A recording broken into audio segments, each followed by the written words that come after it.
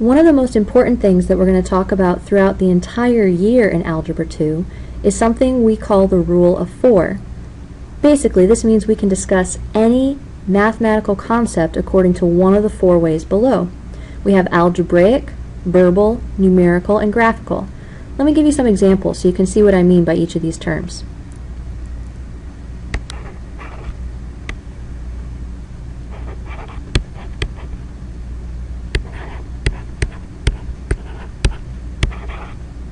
This would be algebraic. You have symbols and you have variables. Verbal would be y equals 2 times x minus 5. Numerical, you guys are used to seeing these. An XY chart perhaps, values for x that we could plug in and the values for y that would come out. If we plugged in a -1, 2 times -1 is -2. -2 minus 5, -7. We plug in a 0. 2 times 0 is 0. 0 minus 5, -5. Or we could even do +5. 2 times 5 is 10. 10 minus 5 is 5. Graphical would be if we drew an XY coordinate graph. -1, -7.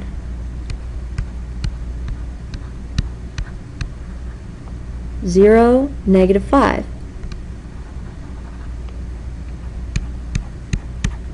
And 5, 5. Connect these, and we get our line. Each one of these 4 ways says the exact same thing, but in a different manner. One uses a graph, one uses numbers, one uses English words, and one uses symbols and variables. Let's look at another example.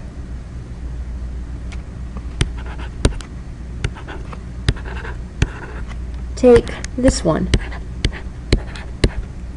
Verbally, this is x is greater than or equal to 7. Numerically, think about the numbers that make this true. We could have 7. 7 is equal to 7.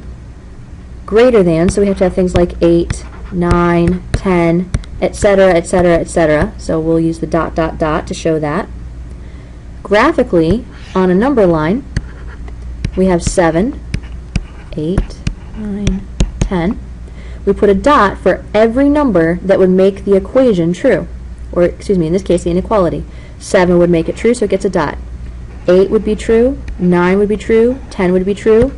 6 is not greater than or equal to 7, so no dot. All the little numbers in between, like 7.5, would work, so it would get a dot. In fact, all the little decimals and fractions greater than 7 would get a dot, so it would shade the entire thing all the way up. We'll look at problems like this a little bit in our unit. You'll get to see some of those again. You'll get to see some of these where we have regular equations. I don't want to focus on the actual problems for this moment. Right now what I want you to see is that there are 4 ways to say the exact same thing. And you are going to learn how to do this for every topic that we cover in this year.